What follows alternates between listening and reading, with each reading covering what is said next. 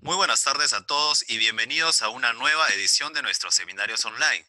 Mi nombre es Hans Álvarez, formo parte del equipo de marketing de Bellatrix Software y el día de hoy estaré guiando el seminario web AP Node.js con PureScript. Antes de comenzar, me gustaría agradecerles a todos los que nos están acompañando el día de hoy y contarles a aquellos que todavía no nos conocen quiénes somos. Bellatrix es una compañía dedicada al desarrollo y testeo de software.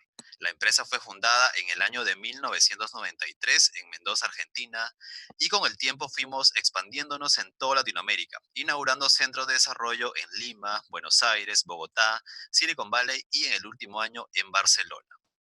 Para comenzar, me gustaría presentarles a nuestro panelista principal del día de hoy.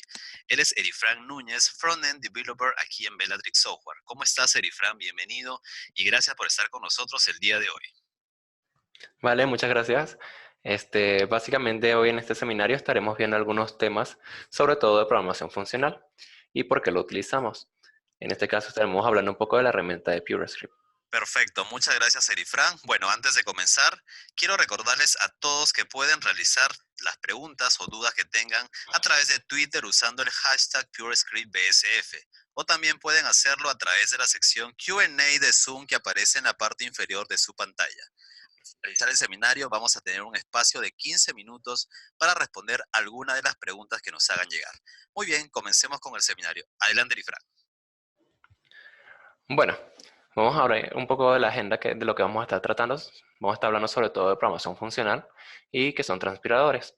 Después veremos un poco sobre qué es PureScript, cómo funciona su sintaxis y después haremos un pequeño ejemplo de una API REST con PureScript en este caso, y veremos qué herramientas se tienen que tener para poder hacer o poder ejecutar este proyecto. Vamos a empezar con un concepto bastante mencionado actualmente que es programación funcional. Básicamente, la programación funcional, como su nombre lo indica, nuestra entidad principal va a ser la función. Es decir, que todo lo vamos a enfocar a realizar funciones, a diferencia del paradigma orientado a objetos, que puede ser, eh, básicamente estructuramos elementos un poco más complejos. En la programación funcional, básicamente se define porque todo lo que, o toda función que definimos, según ciertos parámetros, va a retornar un mismo resultado. Si nuestra función va a recibir un valor numérico y lo va a multiplicar por 2, por ejemplo, entonces si siempre recibimos un 3, el resultado tiene que ser el mismo, siempre y cuando el parámetro sea igual. Se conoce que es un paradigma declarativo, ya que, digamos, nos permite conocer un poco mejor las instrucciones que se están ejecutando en el momento. ¿Cómo funciona en sí la programación funcional y qué resuelve y cuáles son los problemas que pueden ocurrir? Todo eso se resume en esta imagen y es bastante curioso porque si bien vieron teoría de conjunto en el colegio, de pronto podrán ver algunas semejanzas. Pero digamos que aquí vamos a explicar otra cosita bastante interesante. En programación funcional o en programación en general, cuando definimos funciones, tenemos algo que se llama rango y dominio. Básicamente dependiendo del número de parámetros que vamos a estar obteniendo, imagínense que por cada parámetro tendríamos que hacer una permutación de posibles resultados. Esta es la razón principal por la que nos dicen no generen funciones con miles de parámetros, si no se les va a volver como dicen aquí en Colombia, un chicharrón ese código. Y es verdad, literalmente, dependiendo de nuestra función, si tiene demasiados parámetros, demasiadas condicionales, puede que nos den bugs bastante curiosos. Este, Vamos a ver un poco sobre qué cosas o en qué aspectos nos ayuda la programación funcional. Primero, no tenemos side effects. Es cuando tenemos, digamos, esos efectos de borde acordes a lo que ya expliqué de un rango y un dominio en, en una función que definimos. Tenemos lo que se conoce como lazy evaluation, que básicamente, como todo se ejecuta por segmentos, o sea, cada función que ejecutamos tratamos de ejecutarla por segmentos, entonces podemos utilizarla en el momento que precisamos. El statelessness es básicamente que no tenemos ningún tipo de estado actualmente en muchos lenguajes de programación funcional. Ocurre así. En este caso, por lo menos si usamos programación funcional en JavaScript o en lenguaje multiparadigma, sí tenemos estados, pero podemos omitirlo o podemos evitarlo tratando de hacer buenas prácticas con programación funcional. Tenemos otro concepto bastante peculiar que es la inmutabilidad. ¿Qué es la inmutabilidad? Es que cuando definimos una variable, esta no puede ser modificada en el tiempo. Y las pure functions, que como dije, el concepto viene de que son funciones que ejecutan algo, o sea, tienen una instrucción muy precisa y que la ejecutan muy bien. Vamos a hablar un poquito de mutabilidad, un poquito más. Lo más cercano que tenemos en JavaScript a la inmutabilidad es lo que conocemos como const. Esta palabra reservada nos dice que si definimos algo como constante, esto no puede ser cambiado en el tiempo.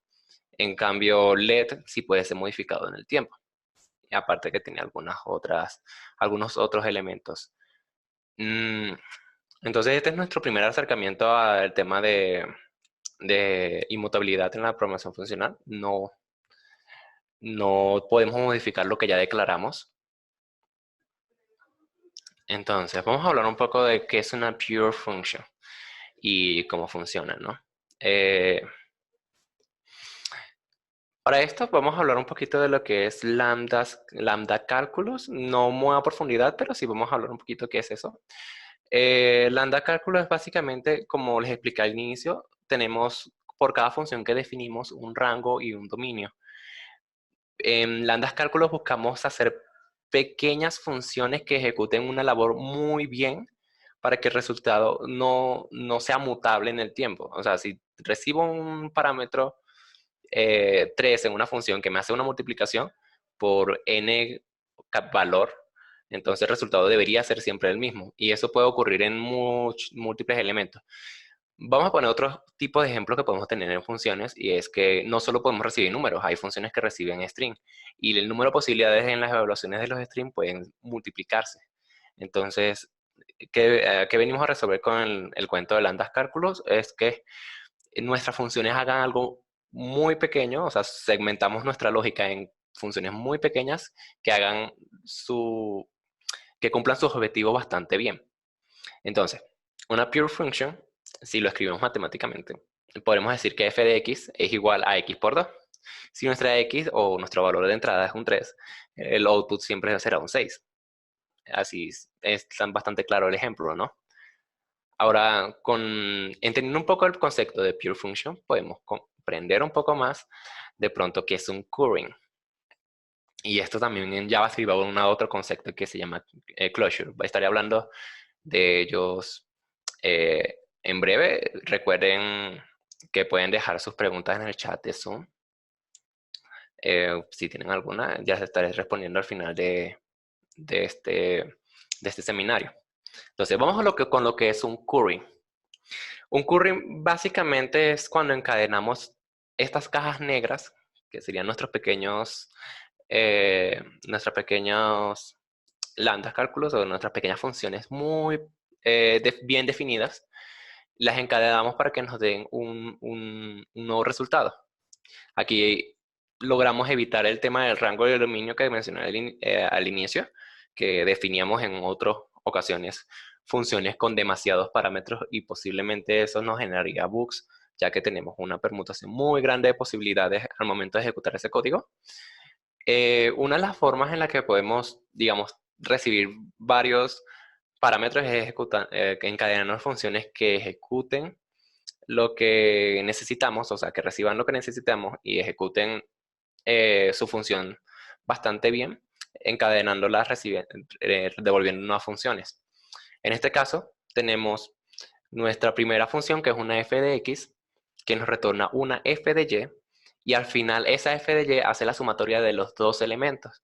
Si lo vemos en una sintaxis normal de un lenguaje de programación funcional, tenemos lo que son las around functions, que directamente nos retornan el valor que tiene a su derecha. Entonces, nuestra primera around function nos retorna la función g de y. En este caso sería y, que nos va a retornar la sumatoria de x más y. Y y puede acceder al contexto de la función anterior, así obteniendo el dato y haciendo la operación como necesitamos. Entonces, si nuestro primer parámetro es un 3, nos va a retornar nuestra segunda caja negra con el G de Y, que es igual a X más Y. Si nuestro segundo parámetro en nuestra nueva función es un 4, entonces se ejecuta la sumatoria y nos da un 7. Y esto va a ocurrir siempre y cuando cada uno de los parámetros que estemos utilizando sean los mismos. De pronto, si ponemos un 4 y un 5, nuestro resultado va a ser un 9. Y siempre que coloquemos el mismo 3, de pronto y el 4, nos tiene que dar siempre el 7. Entonces, esto es muy chévere porque podemos incluso testearlo y siempre nos tiene que dar el resultado que queremos. Y el concepto de closure, que no está tan separado del currying, es básicamente cuando tenemos un contexto. Cuando nosotros generamos una función en JavaScript, esta genera un contexto con los parámetros que recibe y la nueva función puede acceder a ese contexto. Incluso podemos de pronto decir, por ejemplo, en este caso, nuestra f de x recibió un 3. Y yo puedo de pronto almacenar esto en una nueva variable. Y tenemos nuestra nueva función g de y. Y g de y, siempre que reciba un nuevo parámetro, recibe después un 5, después recibe un 4, después recibe un 6. Nos va a retornar diferentes resultados. Pero estamos reutilizando el contexto de la función anterior para poder jugar con esto. En JavaScript esto es muy utilizado, aunque no lo creamos, incluso en frameworks o librerías tan comunes como lo es React. Uy. Vamos a conocer algo un poco al respecto de los transpiladores. Bueno, todos conocemos lo que es Babel, TypeScript y de pronto EMP. Entonces, Babel con ECMAScript 6 nos permite convertir ese código de ECMAScript 6 a ECMAScript 5, de pronto utilizando uno que otro plugin para que este código nos funcione correctamente. En nuestros navegadores, en nuestros diferentes navegadores, de pronto ponemos Polyfill y demás. Tenemos TypeScript que nos permite un wrapper o una abstracción un poco más compleja de ECMAScript 6. Nos da ahora la opción de poner tipado en nuestro código, haciendo que podamos hacer validaciones. Para los que somos fanáticos de los unit tests, normalmente si usamos ECMAScript 6 tenemos que de pronto validar tipos que nos retornan algunas funciones. Este paso nos lo saltamos cuando usamos TypeScript. Esa es la razón por la que muchos usamos TypeScript, ya que nos podemos saltar el paso de hacer validaciones de tipo y enfocarnos en validaciones de lógica. Entonces, aquí digamos un dato curioso, ¿no? Y tenemos otras herramientas que se llaman bundles. En este caso, el gran conocido Webpack y de pronto Rollup, que son herramientas que nos permiten capturar los módulos que de pronto necesiten un transpilador. Él conecta con su plugin que está asociado a un transpilador y convierte el código ejecutando dicho transpilador y nos da nuestro proyecto ya todo estructurado para producción.